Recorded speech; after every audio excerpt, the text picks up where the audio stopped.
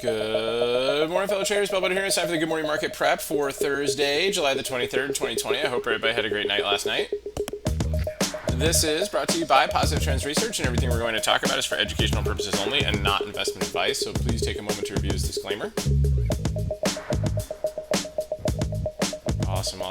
All right, let's check and see where we left off with the market yesterday. So SPX, monthly charts looking green here. We still got some month left. Weekly chart. I love how it took out this red weekly candle right here. I like how it's getting follow through from last week's hammer. We have 2 days left in this week. I like how it's taken out this candle right here too. So far, right? And I like how we're working our way into the gap here from the current crash. Pretty amazing stuff, right? 4 weeks down, lots of weeks up, right? So, but it all started here with this bullish engulfing candle here where RSI was oversold on the weekly chart. So keep an eye on that. RSI with engulfing candle is pretty important stuff there. Daily chart, right? Kind of inched its way up here into the gap, right? It's a little timid about it, not just blasting its way to all-time highs, but it's it's working its way there. We had higher high, higher lows yesterday. So let's see if we get any follow through in that one today. So far, it looks possible because we are gapping up this morning. Kind of mediocre volume yesterday. I mean, pretty low volume. Right, yesterday, day before was 57 million. Yesterday was 57 million 7. So just kind of flattish on the volume right there, but it's trying, right? It's trying to work its way up there. So let's take a look and see how it's behaving here this morning. Again, we are trending up here this morning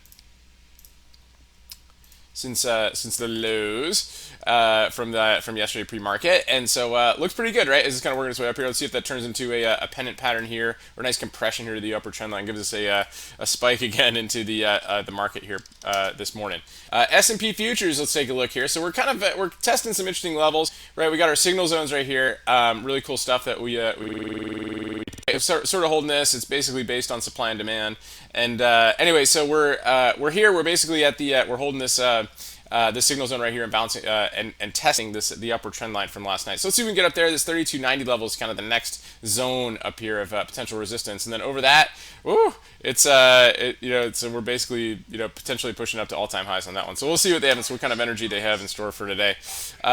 We got job numbers this morning, so that could get things going if they're like super duper positive or something like that. So we'll see how that goes. Again, keep an eye on these trend lines here on the future. So the Qs and the SPY guys have been divergent a lot of days here. It's been really interesting. We really haven't seen anything like that like ever, right? So it's been an interesting thing to kind of like contemplate, right? Because you're taking like Apple, Microsoft, Amazon, these ones that have the highest weightings on the S&P and the Qs, right? And then but since the S&P has so many other weightings too, right? You can see those can move the Qs a lot, and then eventually they can move the SPY itself, even though the rest of the market's not participating. So it's been really complex the last couple of days, but the market's still plowing its way up, whether it's riding on the coattails of the big names. It is what it is. So just gotta follow price and look for our setups on it. So I don't try to wrap my mind around it too much, right? So but anyway, Qs are working their way up this morning here. Also look like they're flagging here. So let's take a look here. Let's take a look at Apple. Goodness, I'm just typing in names here. Okay, so let's take a look at Apple this morning. Gapping up this morning here. It's right at yesterday's high, so that's going to be a key level to get above and see if it can work its way back up to that 400 level. Let's take a look at Tesla. So Tesla had earnings last night, right? So it's kind of triangulating here a little bit this morning, right? A bit of a bit of a compressed move right here pre-market. But let's see if some volume can come in. If it takes out these levels, it could be good. Otherwise, be careful, right? I mean, I know it's Tesla, but it's 1675. The high from 2 days ago, it was actually 1675. So if it stays below these levels, right, we might see a reversal down. But if it gets above these levels, right, the 1690, 1700, right, we want to see how it handles the pre-market area, right? So obviously over 1716 is really the key level of interest. But next one up for a potential move is 1685. So if we get above those levels, then we might see a gap and go on this thing. Otherwise, we could potentially see a reversal on it. So let's see how Tesla goes into today. But also keep an eye on the other electric names that could move in sympathy with it, like NIO, Workhorse, and Nikola. So definitely keep an eye on those ones as well. Okay, so good stuff there. AMD had a huge day yesterday. Kind of the only really semiconductor that kind of stayed strong the entire day. Again, a major day. If you look at the candle right there, it's huge. So let's see if it can get some follow through. This thing's notorious for pulling back and chopping. So let's see if it can stay above here and continue to go. I'd love to see this thing really get a good earnings run and then have awesome earnings and have this thing be like $100-something stock for us to trade. But it's been fun down here in the 30s to the 60s. But it is what it is.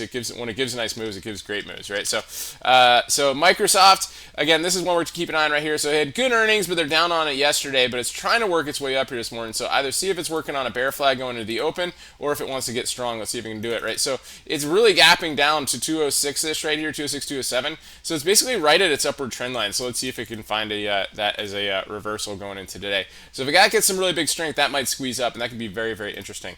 We got Twitter reporting this morning.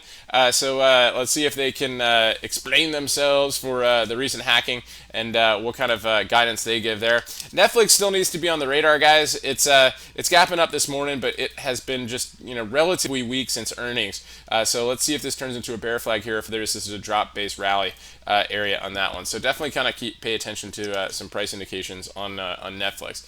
Pfizer, again, that was kind of the big news yesterday on the market, right? Just big gap up, big deal with the government for vaccines. So they sold the news right away, but then they bought the dip, right? So that's kind of a big deal on that one. And then we're getting some follow through today. So let's see if we get any into the open market on that one. Keep an eye on Home Depot too. Really, the home builders were the strongest ones. Yes, the strongest sector yesterday, other than silver. so big move up on that yesterday. Nasty pullback to the 15 run back up here. Let's see if it gets any more follow through to the upside today. And then last, just keep an eye on space. It's gapping up nicely this morning too. It's got earnings coming up as well. It's had a sloppy little move since it broke out of the triangle.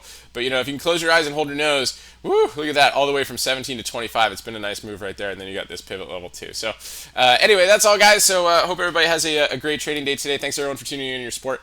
We'll see you guys at lunchtime market update, and stay healthy out there. Remember your risk first and stay safe so you can stay in the game. And I'll talk to you guys soon.